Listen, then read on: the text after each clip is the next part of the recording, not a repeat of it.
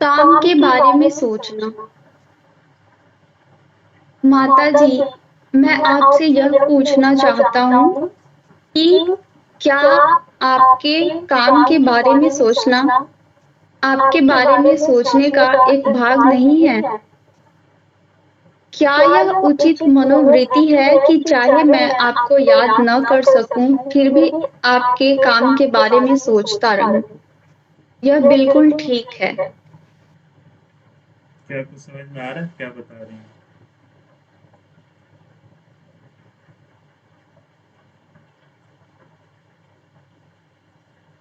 मतलब इसमें जिन्होंने ये लेटर लिखा है, हम्म। वो माताजी से ये बोलना चाह रहे हैं कि आपके जो भी काम है, उसके बारे में अगर मैं सोचता हूँ, तो एक वो पार्ट होता है कि मैं आपके बारे में भी उसी के साथ-साथ सोच लेता हूँ। तो यही वो कह रहे हैं कि क्या आपके काम के बारे में सोचना आपके बारे में सोचने का एक भाग नहीं है? जी। तो इससे फिर हम लोग प्रैक्टिकल लाइफ में कैसे लें?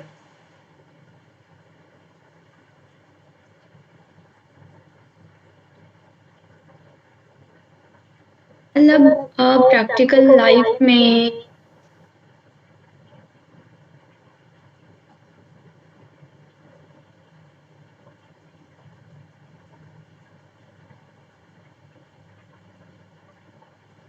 एक एग्जांपल लेते हैं, लाइक अगर भगवान से रिलेटेड, कि भगवान जो होते हैं, वो थोड़े ऐसे उनकी प्रवृत्ति होती है थोड़ा शांत होने का। नहीं, ऐसा नहीं है।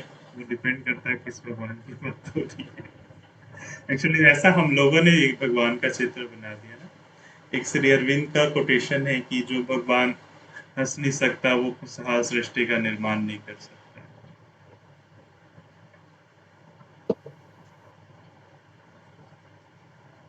ये तो हमारा बनाया हुआ ऐसा धारणा है कि भगवान को ऐसा होना चाहिए।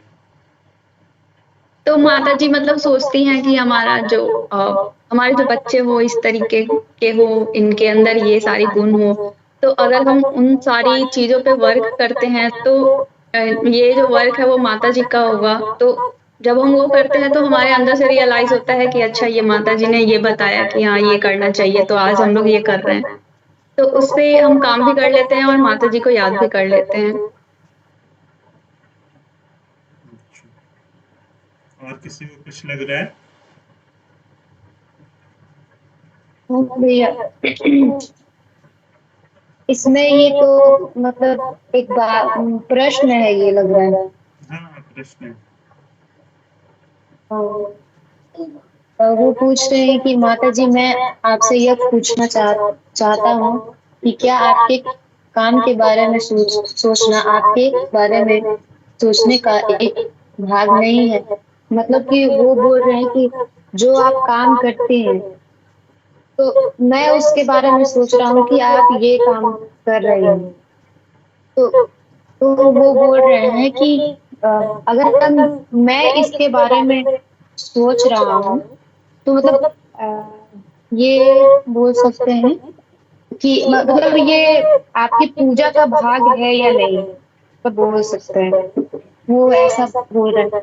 क्या यह उचित मनोवृत्ति है कि चाहे मैं आपको याद ना कर सकूं, फिर भी आपके काम के बारे में सोचता रहूं? मतलब वो पूछ रहे हैं, लाइक जैसे कि हम लोग ध्यान करते हैं, माता जी को याद करते हैं, ठीक है? तो वो बोल रहे हैं कि अगर ये कर रहा हूँ मैं, कि आप जो काम कर रहे हैं, उसी को उसी को मतलब समझकर उसको मतलब देकर, और हम आपको याद कर रहे हैं, तो ये मतलब सही है, मनोवृत्ति है या नहीं, वो पूछ रहे हैं।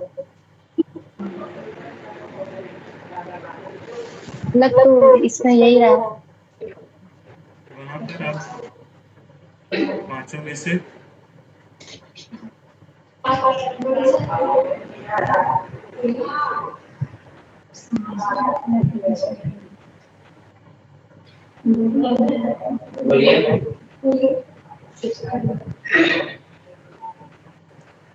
मुझे जहाँ तक लग रहा है कि जैसे माता जी बताती है ना, पहले भी हम लोगों ने पढ़ा है कि काम जो है करते समय, जैसे गीता में भी श्री कृष्ण बोलते हैं कि मामनु स्मर युद्ध च, मेरा स्मरण करते हुए तुम युद्ध करो।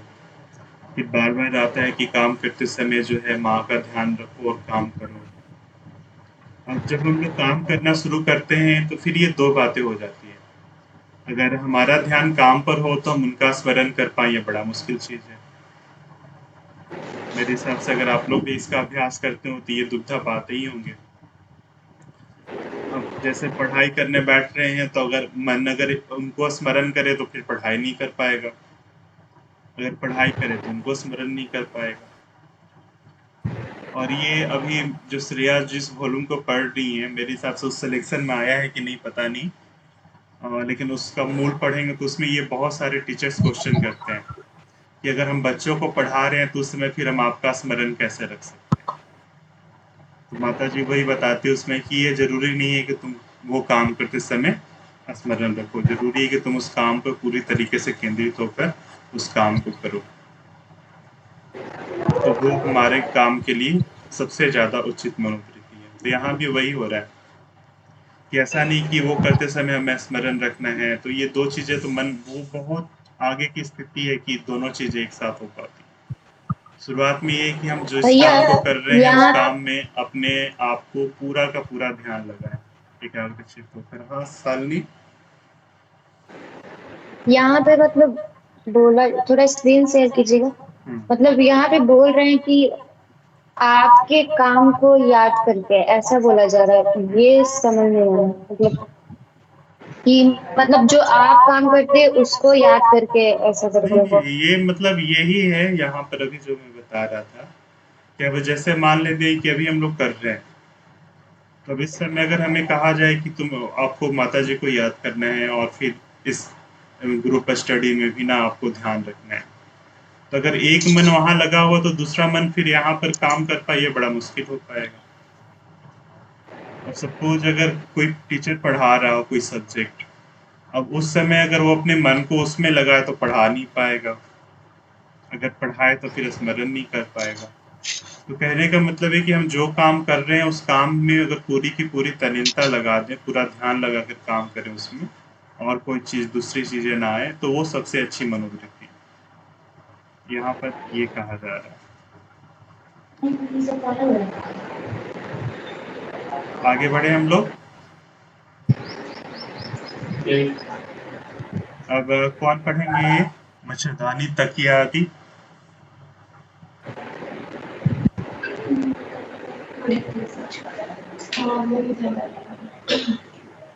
ज्यादा समय नहीं लगाएंगे, इतना इतना जिसको भी मिल रहा है वो पढ़ना शुरू कर दीजिए। ठीक है भैया, शुरू करते हैं। हेलो, हाँ हाँ। आवाज आ रही है? माता जी, मैं यहाँ तकिया या मच्छरदानी का उपयोग नहीं करता। मैं खाट पर कुछ बिछाए बिना या जमी पर चटाई बिछाकर सोता हूँ। मुझे बतलाया गया है कि आपको यह पसंद नहीं है। क्या यह ठीक है? पहले मैं यह सब तपस्या के भाव से करता था, पर अब यह बात नहीं है। मुझे इस तरह रहने की आदत हो गई है और मैं कोई कारण नहीं देखता कि मैं इसे बदल कर आपसे अधिक खर्च किस लिए करवाऊं। क्या आपको इसमें कोई आपत्ति है?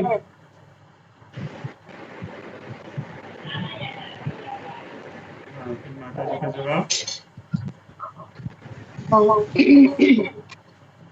मुझे बिल्कुल कोई आपत्ति नहीं है। आश्चर्य है कि तुमसे किसने कहा कि मुझे आपत्ति होगी।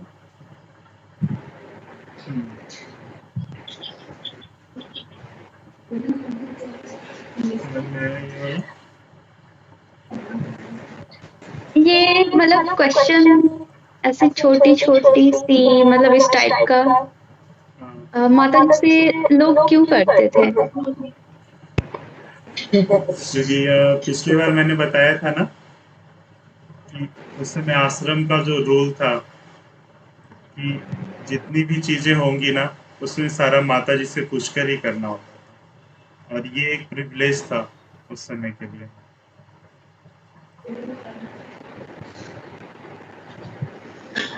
उस समय के अच्छा। लिए प्रिविलेज था कि अगर कोई हमारे सामने इस तरीके से हो तो हम पूछकर करें।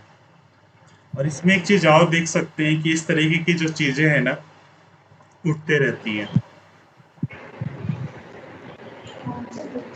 अब एक्चुअली ये एक अफवाह ही था, और आप लोग भी काम करते होंगे तो इस तरीके की चीजें आती हैं कि ऐसा बोल रहे हैं। हालांकि जरूर हो सकता है कि ऐसा लोग बात करते हो जनरली, लेकिन देखें कि इन सारी चीजों का कोई मतलब है नहीं। तो इसमें हमें ये भी देखने को मिल रहा है कि माता जी किस प्रकार एक जो देखने में छोटी से छोटी भी चीज है उसका कैसे कंसर्न रखती हैं, ध्यान रखती हैं, और उसके बारे में भी वो किस प्रकार से हैंडल कर रही हैं। जैसे आगे और भी बहुत सारी चीजें आएंगी जिसको हम लोग देख सकते हैं। आगे पढ़ते हैं अगला पत्र। भैया हाँ पढ़े। हाँ पढ़िए। काम के बारे में शिकायत। एक समय पर ले भोजनालय गाड़ी खींचा करता था और घर में भोजन पहुंचाता था। उसके कान में बात पूरी पड़ी कि किसी ने उसके काम के बारे में माताजी से शिकायत की है। उसने माताजी से पूछा तो उत्तर मिला, तुम्हारे गाड़ी के काम के बारे में मुझसे किसी ने कोई शिकायत नहीं की। विश्वास रखो, अगर मुझे तुम्हारे काम के बारे में तुमसे कुछ कहना होता तो मैं सीधा तुम्हें ही लिखती। तुम औरों की भूलों और कमजोरियों के बारे में चिंता न करो। एकमात्र जरूरी बात यह है कि लोगों की बातों पर विश्वास न करो, खास तौर पर जब वे मेरे नाम से कुछ करें। मेरा प्रेम और आशीर्वाद। हम्म, क्या समझ में आया मनीषा? हाँ, ये समझ में आया कि मतलब किसी ने उनके बारे में शिकायत की थी। मतलब ये लास्ट वाला कराया भैया। हम्म। तो ये समझ में आया लास्ट वाला कि मतलब कुछ भी हम काम करें उसके बातों को जो हमें ये करता है, कमजोरियों के बारे में चिंता न करके अपने कामों पर ध्यान देना चाहिए। अच्छा। शिकायत। और कुछ किसी को कहना है इसके बारे में? हाँ भैया, यहाँ पे मतलब बोला जा रहा है कि अगर माता जी को कोई भी शिकायत लिख रहा है तो वो हर चीज को हैंडल कर रही है, ठीक है। तो उनको मतलब हर एक के बारे में पता है कि कौन क्या कर रहा है, जो भी है। तो उसके अनुसार ये माता जी जवाब दे रही हैं। और कोई? माता जी ये भी बोल रही हैं कि लोगों की बातों पे विश्वास ना करो, खास तौर पे वे जो मेरे नाम से कुछ कहें। तो वो मतलब जस्टिफाई कर रही हैं कि मतलब किसी की बात पे ऐसे बिलीव मत करो कि मैंने शिकायत की है। पहली बात तो ये देखिए, जो ये पत्र लेखक है, ये शुरुआत में आश्रम में ऐसे बहुत सारे लोग थे जो आश्रम में डाइनिंग हॉल में खाने नहीं जा सकते थे, क्योंकि इनकी ड्यूटी अलग थी। तो उस समय पहुंच पाए ये मुश्किल होता था। कुछ लोग ऐसे थे जो शारीरिक रूप से हो सकता है असमर्थ हो, तो बहुत सारे लोगों का जो खाना है ना उनके घर पे भिजवाया जाता था। तो उस समय तो वैसी व्हीकल होती नहीं थी, गाड़ियां इतनी आम बात तो थी नहीं। जिस समय था उस समय पौंडीचेरी में मात्र 2 लोगों के पास कार थी। एक वहां के गवर्नर थे उनके पास, और एक माता जी के पास। मात्र 2 ही कार था। और उस समय अगर कार निकलता था तो लोग देखने के लिए खड़े हो जाते थे। माता जी के पास भी कार थी, अभी भी रखी हुई है। तो अब उस समय वो जो पहले एक होता था कि खुद से लगाकर, आप लोगों ने देखा होगा कि पहले की मूवी में कि खुद से लगाकर एक खींचने वाला होता था, और एक रिक्शा, इधर की भाषा में रिक्शा बोलते हैं और हम लोग की भाषा में ठेला बोलते हैं। उस तरीके की चीजें होती थी जिसके द्वारा भोजन पहुंचाने का काम करते। तो ये जब आए हुए थे तो इनको बहुत तरीके के काम, इन्होंने कोई एक काम किया नहीं। जैसे भोजनालय में मिला वो काम किए, फिर इनको बाथरूम सफाई का भी काम मिला हुआ था आश्रम में, वो किए।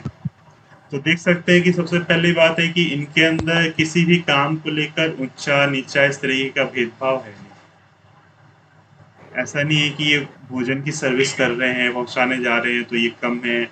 कोई आश्रम में बैठकर माता जी के पास पर्सनल है जो सबकी लेटर को रिसीव कर रहा है, माता जी लेटर लिखवा रही हैं, दूसरे से भिजवा रही हैं, तो बहुत ऊंचा है। या कोई आश्रम के लिए फंड की व्यवस्था कर रहा है तो वो बहुत ज़्यादा है, दूसरा खाना बना रहा है या बाथरूम टॉयलेट साफ कर रहा है तो वो इस तरीके की, मतलब आप देख सकते हैं आगे भी और पत्र आएगा कि वहाँ काम को लेकर इस प्रकार किसी तरीके का भेदभाव नहीं था, और सामान्यतः हम लोगों के अंदर ये भेदभाव आ जाता। दूसरी जो महत्वपूर्ण बात इसमें ये आया कि माता जी कभी दूसरे की शिकायतों पर ध्यान देती नहीं थी, कभी नहीं। अभी आप लोगों ने जो 12वां वॉल्यूम शुरू किया उससे आगे लेकर आप पढ़ते जाएंगे तो उसमें बहुत सारे लेटर्स आएंगे इस तरीके का। माता जी बहुत जगह वो बोलती है कि मैं इन सारी चीजों पर ध्यान नहीं देती, तुम्हें अपने काम पर ध्यान देना चाहिए। इस सबसे एक लेटर तो शायद श्रेया ने पढ़कर भेजा था, मैंने उसमें ही सुना था इस तरह के। और ये भी चीज है कि हम लोग इससे ले सकते हैं कि बहुत सारी चीजें सुनने की आती है। जैसे आप लोग ही यहाँ पर हैं, दर्शन दिवस आता है तो बहुत तरह के कमेंट्स आप लोग का आता है, कोई ऐसा बोल रहा है, वैसा बोल रहा है, ये बोल रहा है, वो बोल रहा है। तो उस अवस्था में भी हम लोग इस चीज का ध्यान रख सकते हैं कि हम जो कर रहे हैं माँ के लिए कर रहे हैं, और उसमें अगर जो पॉजिटिव सी चीज है उसको ले सकते हैं, बाकी कुछ हो सकता है। और उस समय तो माता जी थी और वो बोल भी नहीं कि अगर मुझे कुछ कहना हो तो मैं डायरेक्ट तुम्हें कह दूंगी। और अभी तो हम लोग को उस तरीके से सिंसियर होने की ज़रूरत है ताकि हम लोग माँ को समझ पाएँ। और उसके लिए तो एक उपाय है जो 3 लोग कर रहे हैं, पढ़ने का रेगुलर काम। पढ़ने से एक जुड़ाव भी होता है, समझ भी आता है कि माता जी किस तरीके से हम लोगों को गाइड कर सकती है, किस तरीके से उनकी सोच है, ये सारी चीज़। तो ये बहुत ज़रूरी है।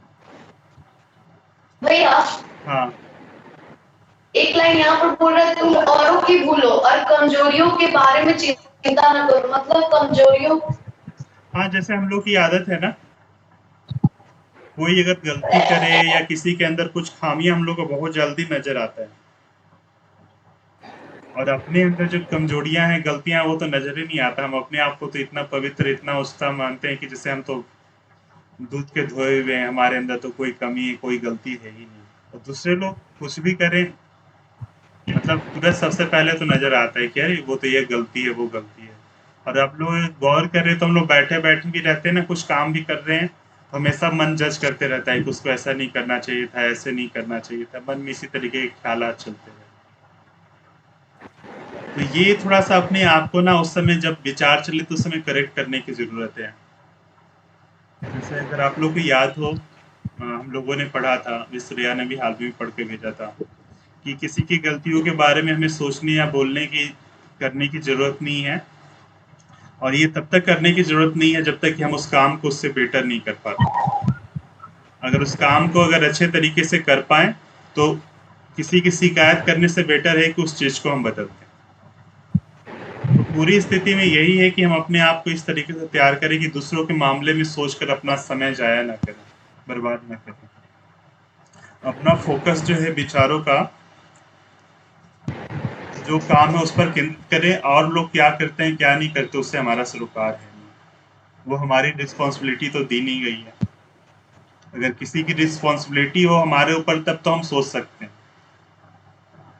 जैसे अगर मानसिक एजुकेशन में एक बात आ रहा था कि मन को इस प्रकार ट्रेन करना कि वो जब चाहे जो सोचे केवल उसी विषय पर सोच पाए।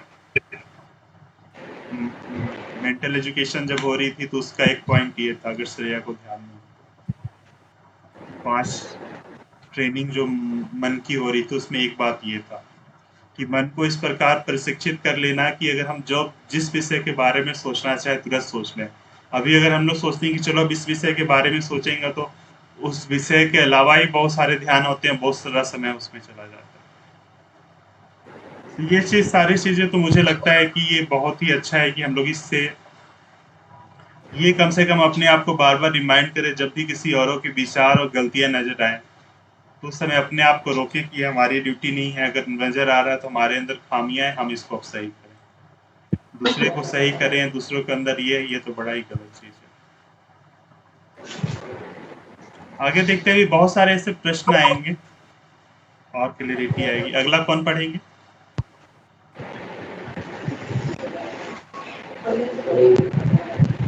इतना समय नहीं लेंगे, कोई भी शुरू कर सकते हैं। भैया ये पढ़ते हैं। पुराने विक्षोभ, इसका मतलब क्या हुआ? पढ़िए, प्रश्न पढ़ने से आएगा। माता जी, आप जानती हैं कि मुझे क्या हो गया है। कृपया बतलाइए कि ऐसी अवस्था में जब मैं भीतरी और बाहरी संघर्ष में पड़ा हूँ, मुझे क्या करना चाहिए।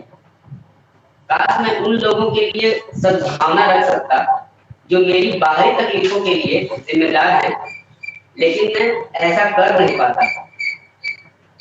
कृपया मुझे कोई ऐसा सामान्य निर्देश कीजिए जो मेरी वर्तमान स्थिति में सहायक हो सके। मैं इतना छुई हो गया हूँ कि जरा सी चीज भी मुझे विचलित कर देती है। ये प्राणी समझ में आया?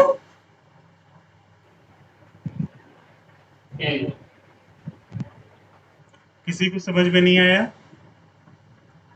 फिर से पढ़े? फिर से पढ़ लीजिए, ध्यान से सब लोग देखिएगा। प्राणिक विक्षोभ। माता जी, आप जानती ही हैं कि मुझे क्या हो गया है। कृपया बतलाइए कि ऐसी अवस्था में जब मैं भीतरी और बाहरी संघर्ष में पड़ा हूँ, मुझे क्या करना चाहिए।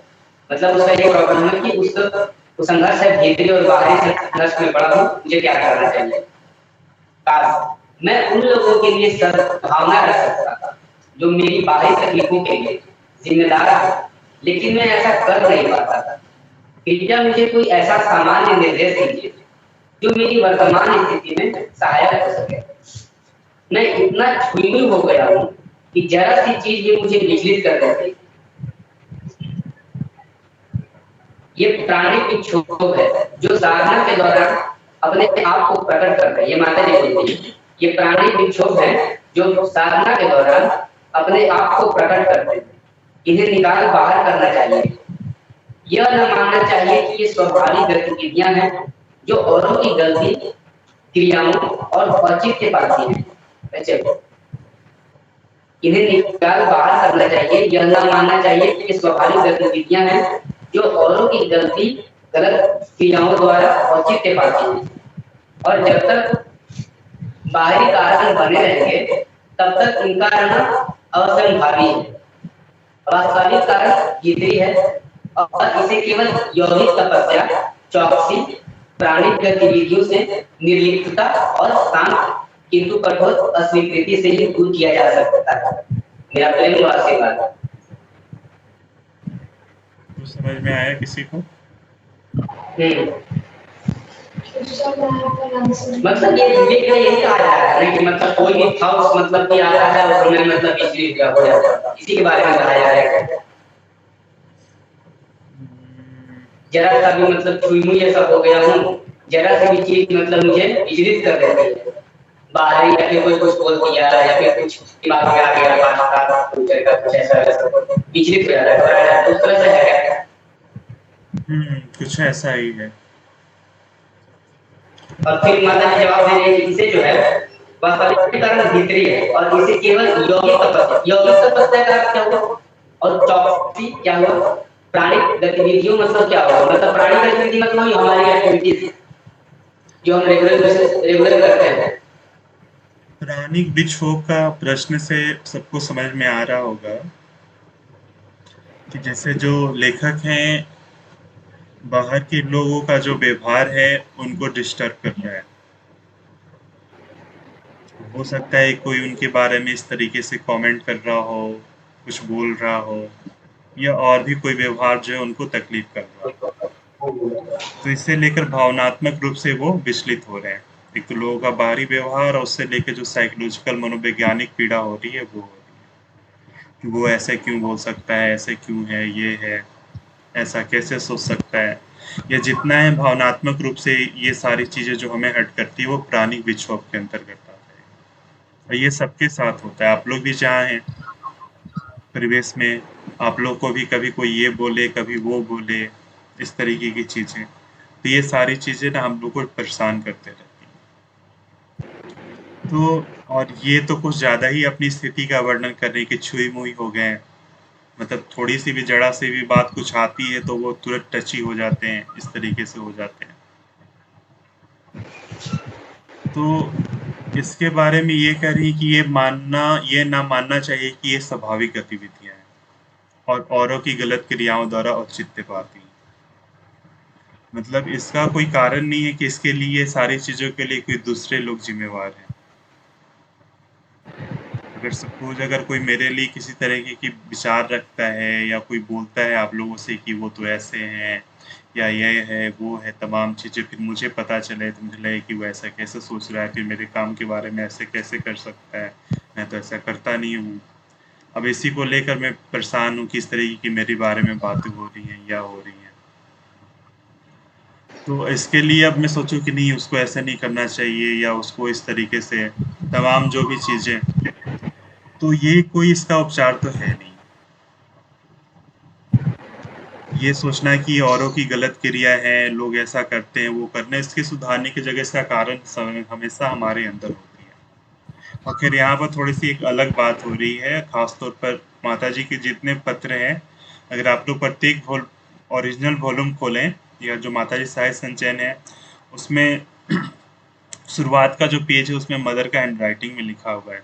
उनके वर्ड्स को कैसे लेना चाहिए। उनके वर्ड्स को एक टीचिंग के रूप में नहीं है और उनके सारे जो हैं एक योग के उद्देश्य से लिखे हुए हैं। तो माताजी के पत्र को जनरल रूप से ले नहीं सकते हैं। यहाँ भी बता रहे हैं कि योगिक तपस्या के द्वारा चौकसी का मतलब हो गया कि निरंतर सचेत होकर, चेतन होकर मतलब हमेशा ध्यान रखते हुए कि ये क्या हो रही है, ये क्या हो रही है। उस तरीके से चौकसी का मतलब हो। और इन सारी चीज़ों पर ज़्यादा ध्यान देने की ज़रूरत नहीं है। ज़रूरत है कि अपनी चीज़ पर फ़ोकस किया जाए। ये सारी जो चीज़ें होती है ना, इसका तो सबसे बेटर उपाय यही है कि हमें जो करने का काम है हम उस पर ध्यान दें। जितना इन सारी चीज़ों के बारे में आप सोचेंगे ना उतना परेशान होंगे और उससे कभी समाधान होने वाली चीज़ है नहीं। तो इस तरीके की जब भी चीज़ें हो तो माताजी हमेशा बोलती हैं कि हमेशा अपने सामने जो लक्ष्य है करने का और जो लाइट की चीज़ है, प्रकाश की चीज़ है उसके बारे में सोचें। और इसके बारे में माताजी बहुत प्रैक्टिकल गाइडेंस देती हैं। आगे देखते हैं, अभी और भी बहुत सारी चीज़ें आई हैं।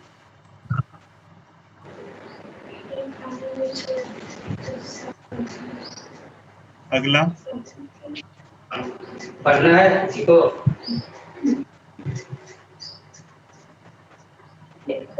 किसी को पढ़ना है?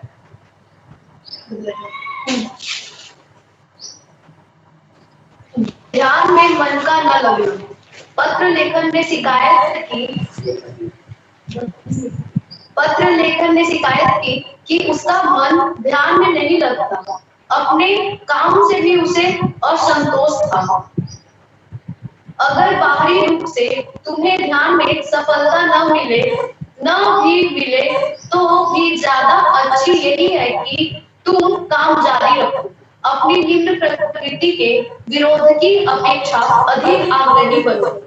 मैं तुम्हारे काम करने के ढंग से पूरी तरह संतुष्ट हूँ और निश्चय ही यह तुम्हें मेरे नजदीक आने में सहायता देगा। मेरा प्रेम और आशीर्वाद। ये समझ में आ रहा है।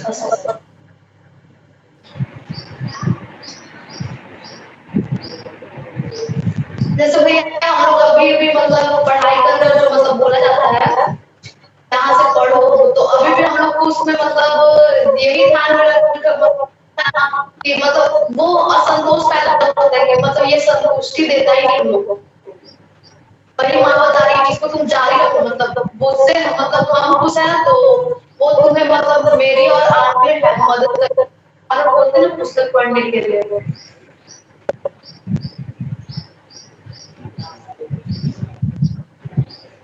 ये श्रेया सालनी।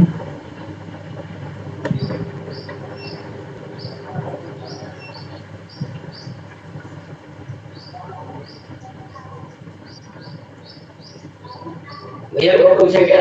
हाँ पूछिए। जैसे इसमें कहा जा रहा है कि अपनी निम्न प्रकृति के विरोध की अपेक्षा अधिक आग्रही बनो, इसका अर्थ क्या हुआ? पहले तो प्रश्न से शुरू कर लेते हैं। लेखक रोज मेडिटेशन करने का प्रैक्टिस करते होंगे, तो जब भी वो मेडिटेशन करने बैठते थे तो उनका ध्यान जो है नहीं लगता था। एक तो ये है। दूसरा है कि वो जो काम करते थे उससे वो संतुष्ट नहीं थे। दो कारण है। तो ध्यान वाला तो सबको समझ में आ रहा है कि ऐसे भी अगर आप लोग भी अगर अभ्यास करते हो तो जनरली ध्यान करने बैठे तो ध्यान तो जनरली लग जाए बड़ा मुश्किल, क्योंकि हम लोगों ने ध्यान करना तो सीखा है नहीं हम लोग को ट्रेनिंग मिली है। ध्यान करना भी एक कला है, तो वो चीजें। दूसरी बात ये है कि काम से असंतोष, इसका कारण क्या हो सकता है?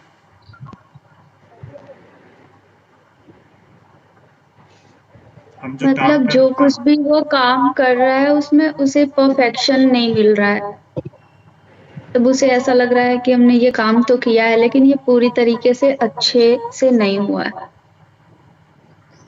तो इसमें गलत भी तो नहीं है, ये सोच तो बड़ा अच्छी बात है।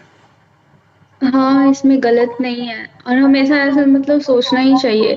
मतलब हमेशा अपने आप को वो पूरा नहीं समझना चाहिए कि हाँ, तो ये फिर परफेक्ट है शिकायत मेरा। तो माता जी को करनी नहीं चाहिए था कि मैं सुनती, ये तो अच्छी भाव है।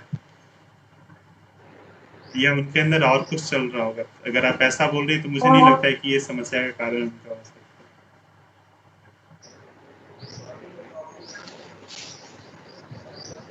भैया आत्मविश्वास की कमी भी हो सकती है। है। आत्मविश्वास की कमी से अगर हम काम से असंतुष्ट हो जाइए तो वो थोड़ा सा मुझे मुश्किल सा लग रहा है। नहीं मतलब कि पूरी रूप से नहीं, फिर भी होना चाहिए। इतना कर रहे हैं तो शायद ये पॉजिटिव तरीके से तो सोच सकते हैं ना। अच्छा, मैं भी हो सकता है इस तरीके से।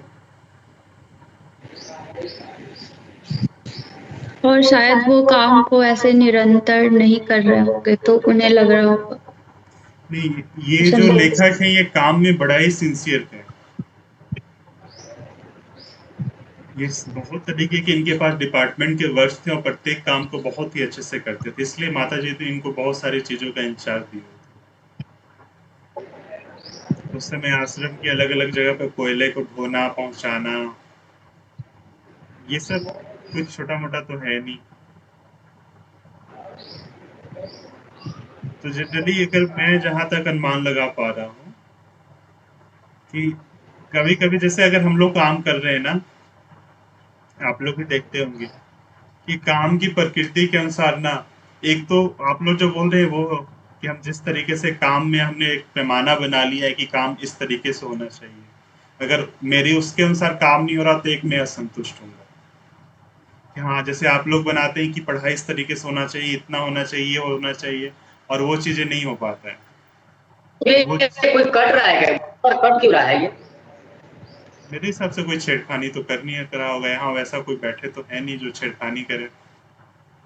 बार बार क्लोज हो जा रहा है। अब तो यही पूछना पड़ेगा श्रेया, शालिनी और एकता से कि आप लोग उन लोगों को म्यूट कर रहे हैं, आउट कर रहे हैं। ऐसा मुझे नहीं लगता है कोई करते होगा, नेटवर्क प्रॉब्लम है। अभी आप लोग का दोस्त मुझे नजर आ रहा है। तो भैया हाँ, ये भी तो हो सकता है वो उस काम जो काम हमको मिला उसमें इच्छुक ना हो। मान सकते हैं, लेकिन लेखक की कभी ऐसी मनोवृत्ति रहा नहीं है। माता जी ने जो काम दिए इन्होंने स्वेच्छा पूर्वक किया है, इनका ये रिकॉर्ड रहा है। इसलिए माता जी ने इनको बहुत सारे चीजों का काम दे रखा था। मुझे वही लग रहा है कि कारण तो ये हुआ कि जो उन्होंने पैमाना बनाया हो कि काम इस तरीके से होना चाहिए और उस तरीके से नहीं कर पा रहे। जैसे हम सबके साथ होता है, आप लोग भी पढ़ाई में हमेशा अपने सामने एक टारगेट रखते हैं और वो नहीं होता है तो थोड़ा सा अपने आप में दुखी भी हो जाते हैं कि इतना रखा मैंने, रखी और काम नहीं हो पाए, नहीं हो पाया। और दूसरी बात जो है सो क्या कोई कुछ बोल रहे हैं क्या? अच्छा। और दूसरा जो बात था ये कि अब जो काम कर रहे हैं हो सकता है कि बाहर से लोग, एक ये भी आ जाता है कि मैं जो काम कर रहा हूँ अगर वो ऑफिशियल वर्क हो, अगर मान लेते हैं कि अब श्रेया बैठी, उनके पास डिपार्टमेंट है कि जहाँ बैठी पूरा ऑफिशियल वर्क है, इस तरीके से काम करना है, और दूसरा व्यक्ति का काम बाहर अगर हो सकता है कि झाड़ू लगाना हो, खाना बनाना हो, लोगों को सर्व करना हो, तो इसमें ये आ सकता है कि ये काम ऊंचा है, ये काम नीचा है, इस तरीके की भावनाएं आ सकती हैं। दूसरी बात है कि कमेंट्स कर सकता है कि आप ऐसे कर रहे हैं, वैसे कर रहे हैं। ये तमाम चीजें हो सकती है जो असंतोष पैदा कर सकता है, ऐसा अगर अनुमान लगाए तो। अब माता जी का जो उत्तर है बड़ा प्रैक्टिकल है। अगर बाहरी रूप से तुम ध्यान में सफलता ना भी मिले तो भी ज्यादा अच्छा यही है कि तुम काम जारी रखो। और सबसे बड़ी ये चीज है कि ये चीज रेगुलेटरी से अगर हम अभ्यास करें ना तो ये रेगुलेटरी रखने की चीज है। और ये जो बात आ रही है ना कि अपनी निम्न प्रकृति के विरोध के अपेक्षा आदमी का आग्रही बनो, ये बड़ा ही प्रैक्टिकल चीज है। जैसे जब भी हमारे जो लोवर्स नेचर हैं जब काम करने बैठे हैं तो इस तरीके का विचार, नकारात्मक विचार, ध्यान भटकाव, कभी ये कभी वो, तो इस तरीके के जब भी विचार आए तो हमें करने वाली यही चीज है कि वो जब भी जो सजेशन दें, अब सपोज पढ़ने का हम लोगों ने समय रखा है या कोई काम करने का टारगेट रखा है और उस समय अगर कोई दूसरा सजेशन आ रहा है तो वो हमारे संकल्प को दूर कर सकता है। सपोज अगर किसी ने रखा हो कि मुझे रोज सुबह उठकर एक्सरसाइज करना है और सुबह उठते के समय आ रहा है कि रात तो थोड़ा लेट से सोए थे, अगर अभी थोड़ा सा सो जाते हैं तो फिर यही सही होगा, तो फिर जो आपका संकल्प वहां पर ब्रेक हो रही है। पढ़ने के समय ध्यान में आया कि थोड़ा ये देख लेते हैं, थोड़ा वो कर लेते हैं, ये कर लेते हैं, तो वो आपके संकल्प तोड़ रहा है। तो उस समय ये आ रहा है कि जब भी इस तरीके के विचार आए तो उसको पुश करने की जरूरत है, उस पर ध्यान देने की जरूरत है। आगे और लेटर पढ़ेंगे तो माता जी बहुत जगह इस तरीके से बोलती है कि जब भी इस तरीके के विचार आए तो उसको मुक्के मारकर बाहर कर देना चाहिए। क्या करना चाहिए? मुक्के मार के बाहर करना चाहिए। तो मुक्का कैसे मारेंगे बताइए? इसका तो इसका मुझे दो उपाय नजर आता है कि मान लेते हैं कि सुबह उठना है, अब आपको आ रहा है कि रात को लेट से सोते हैं, तो पेपर रखिए और उस पर लिख लीजिए कि रात से लेट के सोने वाला, उसका चित्र बना लीजिए और सामने टांग लीजिए। जब विचार आए ना तो उसको कस कस के पंच कीजिए उस पेपर पे। तो ये जो है लोअर नेचर करना इस तरीके से वर्क करने के लिए। आप लोग जो लेटर पढ़ रही हैं श्रेया, ये मेरा भैया आपका माइक म्यूट है। हाँ, ये जो आप लोग लेटर पढ़ रहे हैं उसमें आपको आगे मिलेगा इस तरीके के बहुत सारे जवाब मिलेंगे। तो इस तरीके के जब भी विचार आते हैं तो उसमें हम लोग करने वाली यही चीज है कि जब भी इस तरीके के विचार आए तो उसको पुश करके करने, जो हम लोगों ने संकल्प कर लिया उसको किसी भी तरीके से छोड़ने की जरूरत नहीं है। कोई भी दलील आए उसको सुनने की जरूरत नहीं है, अपना जो संकल्प है उसे करने की जरूरत है। इसका पहले हम लोगों ने पहले बात। अगला पत्र थोड़ा सा लंबा है, इसको ले लेते हैं या यहीं पर समाप्त करना है? क्या भैया? कितना लंबा है एक बार स्क्रॉल कीजिएगा। बस ज्यादा लंबा नहीं है, फिर भी 2 पैरा का है। हाँ तो ठीक है, कर लेते हैं। ठीक है, तो कोई इसको पढ़ लीजिए।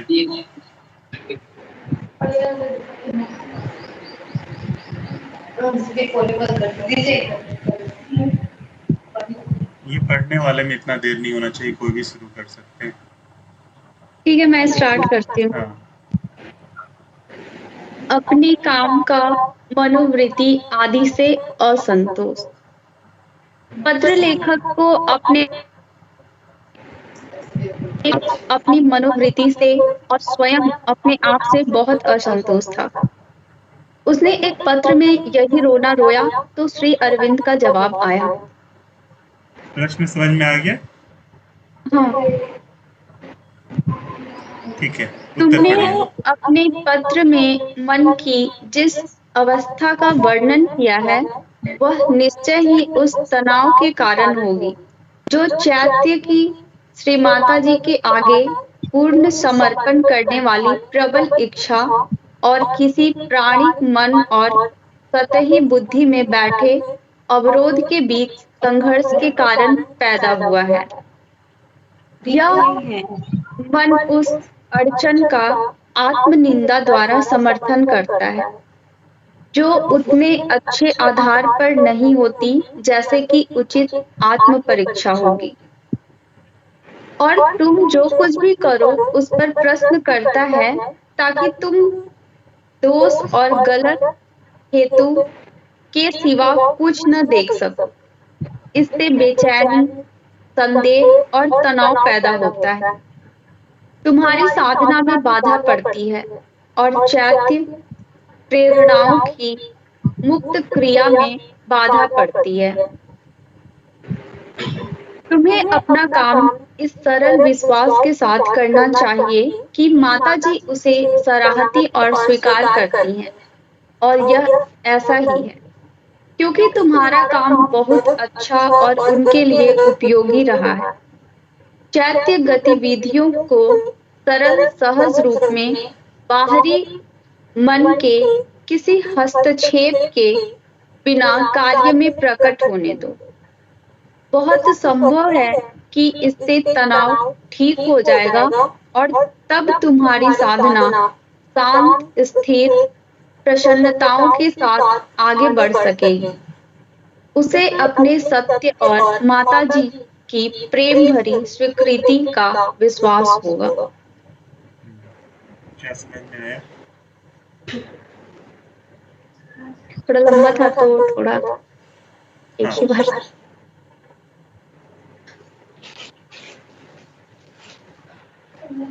फिर से पढ़ लीजिए। मतलब जो पत्र लेखक जो था वो फिर से वही क्वेश्चन करता है क्योंकि उन्हें जब भी काम कर रहे हैं तो उन्हें असंतोष ऐसा उन्हें फील हो रहा है। तो फिर उन्होंने दूसरा पत्र लिखा, उसमें वही रोना रोए। तो इस बार श्री अरविंद ने जवाब दिए कि तुमने अपने पत्र में मन की जिस अवस्था का वर्णन किया है वह निश्चय ही उस तनाव के कारण होगी जो चैत्य की माता जी के आगे पूर्ण समर्पण करने की प्रबल इच्छा और किसी प्राणिक मन और सतही बुद्धि में बैठे अवरोध के बीच संघर्ष के कारण पैदा हुआ है। ये क्या है? मतलब कि वह मतलब उनके अंदर वो जो बाहरी और भीतरी जो कॉन्फ्लिक्ट चल रहा था वो अभी भी है। एक प्राणिक मन है।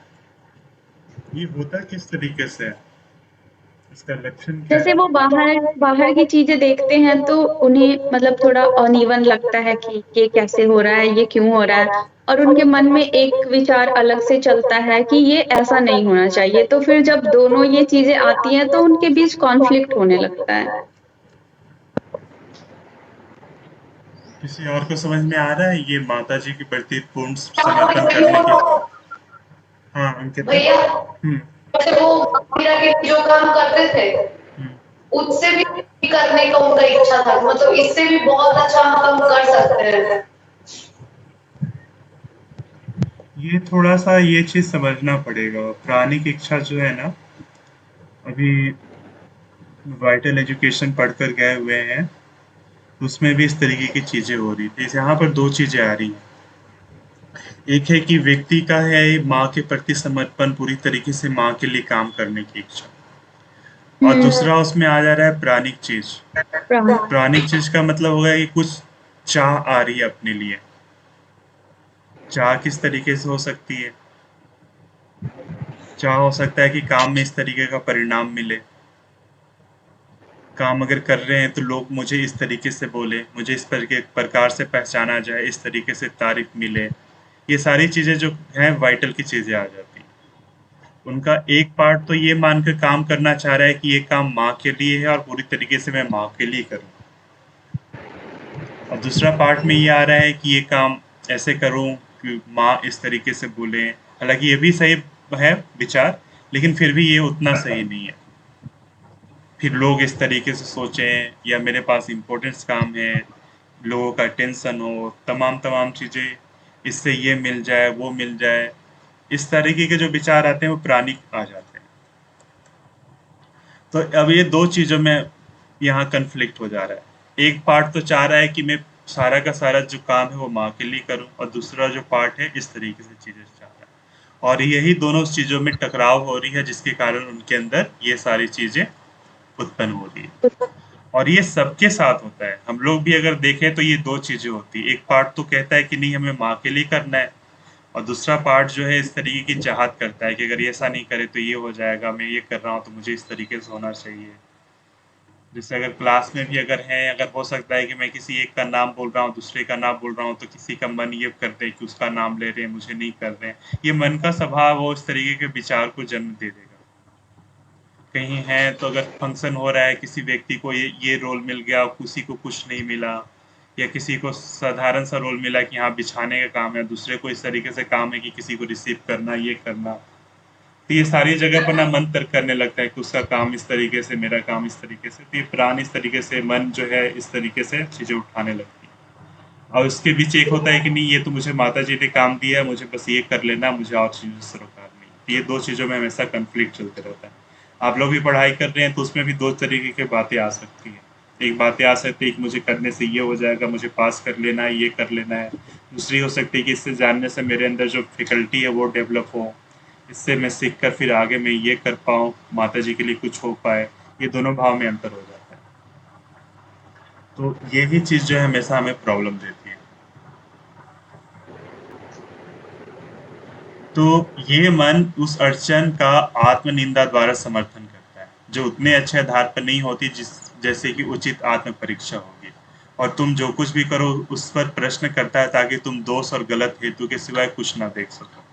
और सामान्यतः होता यही है, मन इस तरीके के विचार लाता है तो जो सही चीज़ है उसके बारे में फिर गलत विचार आना शुरू हो जाता है। इससे बेचैनी, तनाव, ये सारी चीज़ें पैदा होने का काम होता है। फिर अगला जो पैरा है उसमें तो बता रहे हैं कि आप काम अच्छे से कर रहे हैं, इस तरीके से आपको जारी रखना चाहिए, ये सारी चीज़ें। तो इसमें जो लेने वाली बात है कि जो सही विचार है, सही जो क्रिया है, उस पर हमें फोकस करके करने की ज़रूरत है। उसको फोकस करें और उसको करें, और बाकी जो चीज़ें हैं उसको हटाएँ।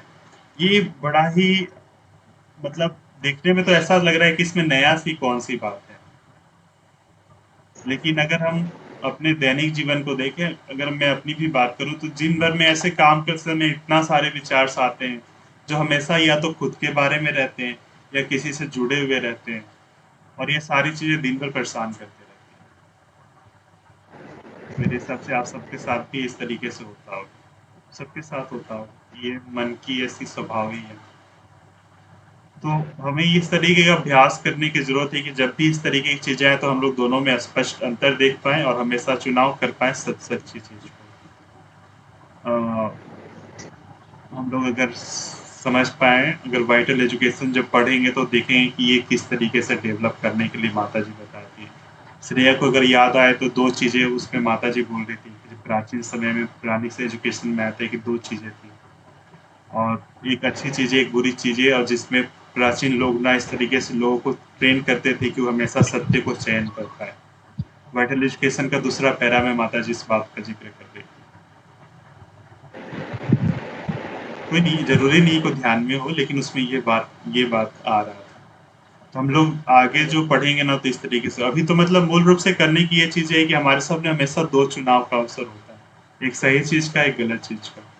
और हमारी जिस तरीके से ट्रेनिंग हुई है उसमें अगर हमारी ट्रेनिंग अच्छी हुई है, हमारी अच्छी-अच्छी चीज़ों की संस्कार या अच्छी-अच्छी चीज़ों की समझ डाली गई है, तो हम हमेशा सत्य का चुनाव करेंगे। अन्यथा उस तरीके की चीजें की ट्रेनिंग ना हुई है तो हमेशा हमारे चुनाव में प्रॉब्लम हो जाएगी। तो खैर हम लोग जब उस पर आएंगे तो देखेंगे। फिलहाल के लिए तो यही कर सकते हैं कि हमेशा चुनाव सत्य का रखें, और उसके लिए बहुत अच्छी हैबिट है जो सही चीजें पढ़ना और उसके द्वारा अपने आप को जोड़ना। अगर हम उससे ना जुड़े रहें तो फिर हम तो सही चीज का चुनाव कर ही नहीं सकते। तो ठीक है, आज के लिए तो हम लोग इतना रखेंगे। अगले संडे को देखते हैं, अगर श्रेया का संभव हो तो श्रेया कर पाएंगी, अंकिता भी अगर कोशिश करें तो अच्छा रहेगा। अगर वैसा लगे तो आई थिंक श्रेया से बात कर लीजिएगा, उनके पास टॉपिक है वो बता दें, या फिर मुझे भी कॉल करना हो तो कर सकते हैं। मैं चाह रहा हूँ कि ऐसे छोटे छोटे टॉपिक्स लेके ना प्रत्येक संडे को आप में से कोई ना कोई 15 मिनट 10 मिनट का उस तरीके से करें, तो एक अपने लिए भी तैयारी सही होगी और दूसरी बात है कि उस पर डिस्कशन भी हो जाएगा। क्योंकि मैं सुन रहा था आपने जो पढ़ के भेजा था वो बड़ा ही प्रैक्टिकल था, अगर उस पर हम लोग बात करें और अगर अपनाएं तो बड़ा अच्छा हो। क्या लगता है श्रेय? हाँ, वो काफ़ी ईज़ी भी है और समझ भी सबको अच्छे से आ जाएगा। ये अंकिता भी जिस टॉपिक को कर रही है, अगर अंकिता उस टॉपिक को भी अगर प्रेजेंट करना चाहे तो वो भी टॉपिक बड़ा ही प्रैक्टिकल है, अगर अंकिता तैयार कर पाए तो। नहीं तो बाकी तो जो टॉपिक वो वॉल्यूम जो लेके चल रही है श्रेया वो तो बड़ा प्रैक्टिकल है। अगर एकता भी जो पढ़ रही है उसमें भी बहुत वैसी बातें हैं, और इससे तो ये हो जाएगी पढ़कर हम उस चीजों को किस तरीके से उसमें से वो चीजें निकालें जो हम उसको अपना सकते हैं, फिर रखने के दौरान हमारा ट्रेनिंग भी हो सकती है कि हम अपनी बात को किस तरीके से करें। और जब आपको बताना होता है करना होता है तो आई थिंक श्रेया को पता होगा जब वो इंडियन कल्चर में करना था तो कितना मेहनत करना पड़ा होगा, और फिर जब प्रेजेंट करी और लोगों का इस प्रकार से क्वेश्चन आया तब उनको समझ में भी आया होगा कि वास्तविकता और इसमें कितना अंतर है। तो इसलिए मैं चाह रहा हूँ कि हम लोग जितने लोग हैं ना, अभी और लोगों ने तो पढ़ना शुरू ही नहीं किया, साल पहले रेगुलर करती थी, उनका बहुत दिन से रेगुलरिटी टूटा हुआ है 29 मार्च आने के कारण। बाकी और लोगों का तो है नहीं, मनीषा अंजलि और अमन, पता नहीं आप लोग शुरू करेंगे या नहीं करेंगे, पता नहीं। हर बार तो हम लोग संकल्प करते हैं। भैया पढ़ते हैं पर रिकॉर्ड नहीं कर पाते हैं। नहीं यार, वो अच्छी बात है, अगर रेगुलर पढ़ते हैं तब तो अच्छी बात है। अगर रेगुलर पढ़ेंगे और सच्चाई से पढ़ेंगे तो आपके अंदर कुछ ना कुछ चीज तो डेवलप होगी। और आपने वो माता जी का कोटेशन पढ़ा भी होगा कि अगर श्री अरविंद को सच्चे तरीके से पढ़े तो हमें जो चीज समझना है वो सारी चीजों का समझ आ जाता है। पत्र वाला ही पढ़ते हैं पर रिकॉर्ड नहीं कर पाते हैं। रिकॉर्ड करने वाले में ये चीज हो जाती है कि आपको फिक्स है कि रोज ये ना पढ़ भेजने वाले में कभी कभी अगर मन आलस कर दे या कुछ हो जाए तो उसमें उस दिन हो सकता है कि स्किप भी कर जाए। अभी अब मुझे अगर श्रेया अगर नहीं भेजती, एकता अंकिता अगर नहीं भेजती तो मुझे पता नहीं चलता कि क्या पढ़ रही है, और फिर मेरे अंदर भी ये विचार नहीं आता है कि उसमें उन लोगों को ये चीज प्रस्तुत करने की जरूरत है। जैसे अंकिता जो पहला जो भेजी थी, योग तुम किस लिए करना चाहते हो, और उसमें जो जो बातें आ रही थी अगर वो उसको भी अगर वो प्रेजेंट करें तो उसमें भी बहुत सारी चीजें ऐसी है। बाकी एकता जो कर रही है उसमें भी बहुत सारी ऐसी चीजें जिसको प्रेजेंट करना हो। श्रेया कुछ बोल रही थी उस समय, एकता का कुछ बात आया था, शायद नहीं आ गया। हाँ कोई नहीं। तो मेरे हिसाब से आप तीनों हैं तो अगर जो पढ़ रहे हैं उसका पॉइंट बना कर रखें और अगले संडे को करें तो ज्यादा बेटर होगा। कोई भी एक एक टॉपिक से ग्रुप में मैसेज कर दीजिएगा, ये कर दीजिएगा। बाकी शालिनी, अमन, अंजलि और मनीषा अगर शुरू कर पाए तो उन लोग से भी होगा कि उन लोग भी कोई टॉपिक लें, तैयार करें, प्रेजेंट करें। क्या ये आप लोग तीनों को तो इसमें कोई बर्डन सा लग नहीं रहा है ना, एकता, श्रेया, अंकिता? नहीं भैया, हाँ ठीक है। हाँ अब गर्मी छुट्टी होगा तो उसमें करना। बिल्कुल करना ही चाहिए। उससे ये भी पता चलता है ना कि हम जो समझ रहे हैं किस तरीके से समझ रहे हैं, और बहुत दफा ये होता है कि जो हम समझ रहे हैं वो हम एक्सप्रेस कर भी नहीं पाते। अगर सामने से क्वेश्चन पूछने वाला अगर वैसा हो तो फिर तो और अलग बात है। ये मेरे साथ होता है, पता नहीं क्यों। मैं जितना सोचती हूँ, मैं एक्सप्रेस नहीं कर पाती हूँ। फिर मेरे पास वर्ड्स नहीं आते हैं। ये करते करते हो जाएगा। और जब उस तरीके से तैयारी करनी होती ना तो अपने आप को, अगर मुझे बोलना है, अब मान लेते हैं कि श्रेया को बोलना हो, माता जी बोल रही कि मध्य रात्रि से पूर्व का जो पहर होता है सोने के लिए बेटर होता है, उससे स्नायु शांत होते हैं, ऊर्जा मिलती है और सुबह उठना बेटर होता है, उसका भी माता जी कर देगी। अब श्रेया मान लेती है कि खुद लेट से उठती हैं, 8 बजे उठती हैं, 9-10 बजे उठती हैं और फिर वो संडे को आकर बोले कि हमें इतना उठना चाहिए, तो श्रेया बोल तो देंगी लेकिन अपने अंदर से वो पावर्स नहीं आ पाएंगे। अब खाने के हाँ, बारे ये हाँ, चीज तो है। खाने के बारे में अगर अंकिता बोल रही है कि खाना इस तरीके से होना चाहिए, पौष्टिक होना चाहिए, ये होना चाहिए, और अंकिता खुद बाहर की चीजें खा रही हैं या अनटाइमली खा रही हैं, जो पसंद आ रहा है उसको खूब खा रही हैं, तो अंकिता बोलेंगी तो जरूर लेकिन वो चीजें आ नहीं पाएगी। अगर एकता बोले कि माता जी फिजिकल एक्सरसाइज के बारे में बोल रही कि रोज सुबह उठकर अपने शरीर को एक्सरसाइज करना चाहिए, मांसपेशियों को ट्रेनिंग देना चाहिए, और पता चले कि एकता ना खेलती है ना कुछ करती है, बस स्कूल जाना है, थोड़ा मोड़ा खेल लेना ही करना। एकता बोलने के लिए तो बोल देगी लेकिन खुद नहीं कर रही है, तो एकता अंदर से वो स्ट्रांग जो है वो महसूस नहीं कर पाएगी, लोगों के सामने बोल देंगे। एक्चुअली यही मैं खेलने वगैरह नहीं चाहती। तो अगर मुझे भी आप लोगों की बहुत सारी बात करनी है, अगर जो चीज अगर मैं खुद अमल नहीं कर रहा हूँ तो अगर मैं आपको कहूँ तो वो चीज आप पर भी प्रभाव पड़ेगा, और उससे ज्यादा है कि फिर मेरी जो ईमानदारी माँ के प्रति वो रहेगी नहीं ना। वो बोलते समय तो खुद मेरी एक अंदर का भाव है जो झुका हुआ रहेगा कि मैं बोल रहा हूँ मैं खुद सही नहीं हूँ, ये तो मैं माँ के साथ चोरी कर रहा हूँ। तो ये सारी जो एक्टिविटी ना, रिकॉर्डिंग करना, पढ़ना, प्रेजेंट करना, ये आपको थोड़ा सा प्रतिबद्ध बनाती है कि हमें अपने आप को और त्याग। अब सपोज अब श्रेया को ड्यूटी मिला है वो भोजन के बारे में, फिजिकल एजुकेशन में जितने पार्ट्स है स्लीपिंग के बारे में, आई होप उनको प्रेजेंट करने से पहले अपने ऊपर बहुत अप्लाई करना पड़ेगा। अगर वो सोच रही है तो हो सकता है आज से प्रैक्टिस चालू करें। स्लीपिंग शेड्यूल मेरा बहुत अजीब है।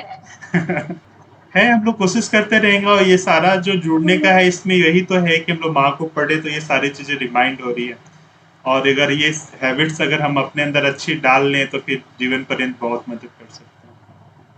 कोशिश करते हैं, संकल्प हम लोग करते हैं, संडे को तो इसलिए मिल ही रहे हैं, है ना? अगले संडे को मिलते हैं फिर हम लोग बात करें। जिसका भी होगा तैयारी एक बार मैसेज कर दीजिएगा या कॉल कर लीजिएगा, मैं उम्मीद कर रहा हूँ कोई ना कोई करे। बाकी शालिनी, अमन और अंजलि और मनीषा उम्मीद करते हैं कि आप लोग कम से कम पढ़ना और रिकॉर्डिंग करना शुरू कर पाए। अगर रिकॉर्डिंग नहीं भी कर पाए तो कम से कम रेगुलर पढ़ पाए। अगर रेगुलर पढ़ेंगे तो आपके अंदर चेंजमेंट नजर आने ही लगेगा, सिंसियरली पढ़ेंगे तो वर्ड्स ही ऐसा है कि वो आपके अंदर परिवर्तन